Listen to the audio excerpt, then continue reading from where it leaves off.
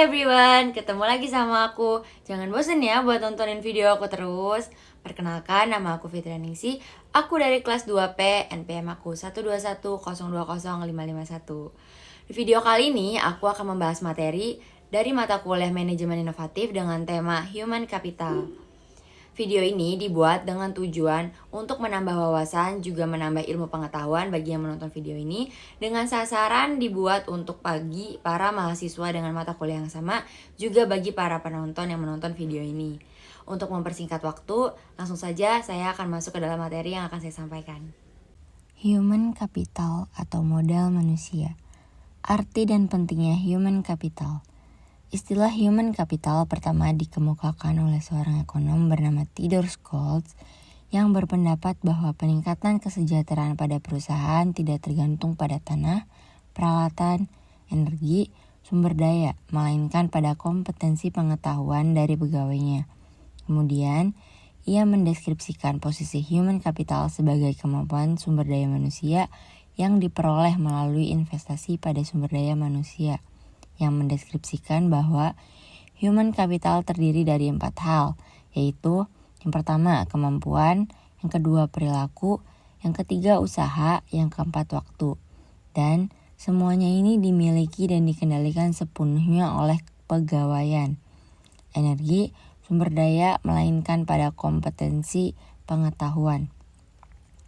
Untuk mendeskripsikan human capital sebagai kombinasi dari keempat faktor tersebut sebagai berikut.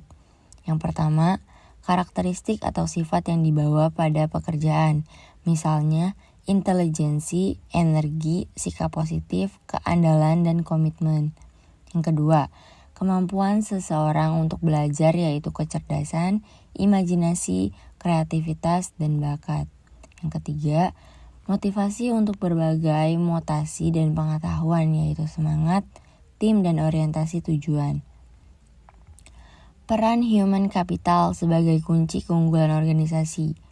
Kunci keunggulan organisasi terdiri dari 3 kelompok utama dari aset perusahaan, yaitu aset finansial, misalnya uang tunai dan surat berharga. Aset disebut financial capital.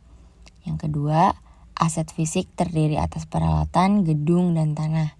Ketiga, aset tak terwujud, modal, organisasi, aliansi bisnis, pelanggan, merek, reputasi, dan modal intelektual. Hubungan kompetensi karyawan dengan human capital. Dalam meningkatkan kompetensi karyawan, tantangan utama yang harus diperhatikan yaitu kompetensi harus sesuai dengan strategi bisnis dan kompetensi perlu diciptakan melalui lebih dari satu mekanisme. 5 cara untuk meningkatkan kompetensi karyawan yaitu 5B.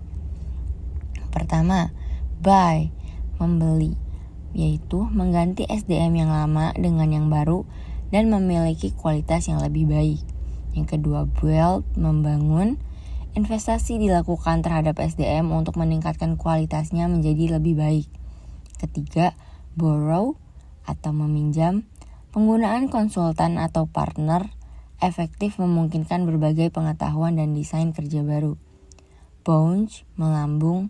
Perusahaan harus mengeluarkan karyawan yang bekerja di bawah standar. Dan yang terakhir, blind atau mengikat. Mengikat karyawan jangan keluar merupakan tindakan kritis pada sebuah tingkatan. Transformasi peran divisi SDM. Model konseptual yang dikemukakan oleh Ulrich menggambarkan bahwa transformasi divisi peran SDM yang didasarkan pada 2 dimensi utama, yaitu dimensi operasional dan dimensi strategik. Dari 2 dimensi ini, muncul 4 peran SDM, yakni strategic partner, administrative expert, employee champion, dan change agent.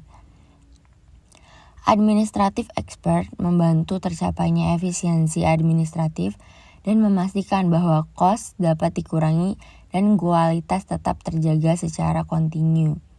Yang kedua, strategic partner, yaitu departemen SDM yang harus mampu menjadi partner bagi manajer lini dan manajemen lainnya dalam mengeksekusi strategi dan membantu merealisasikan perencanaan.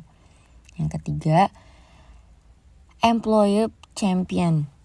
Departemen SDM harus dapat menunjukkan komitmennya terhadap manajemen dan pada waktu yang sama berusaha meningkatkan kontribusi karyawan lebih besar.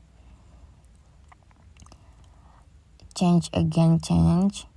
Departemen SDM harus dapat menjadi agen perubahan yang kontinu, membantu proses dan kultur secara bersama, meningkatkan kapasitas organisasi untuk lebih baik.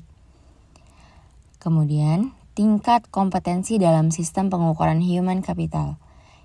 Activity level yaitu pengukuran aktivitas rutin SDM seperti rekrutmen, pemberhentian, promosi, dan untuk syarat laporan internal.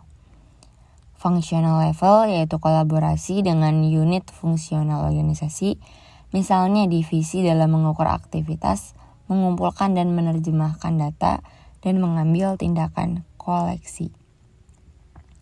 Strategic level yaitu tingkatan analisis tertinggi sehingga dapat memberikan gambaran perusahaan secara penuh, memberikan pemahaman hubungan antara SDM, strategi, dan kinerja. Mengidentifikasi human capital.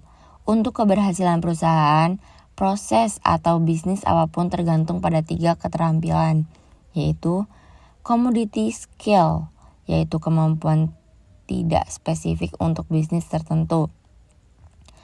Dapat langsung diperoleh dan lebih kurang sama nilainya bagi setiap bisnis. Misal kemampuan mengetik, kemampuan komputer.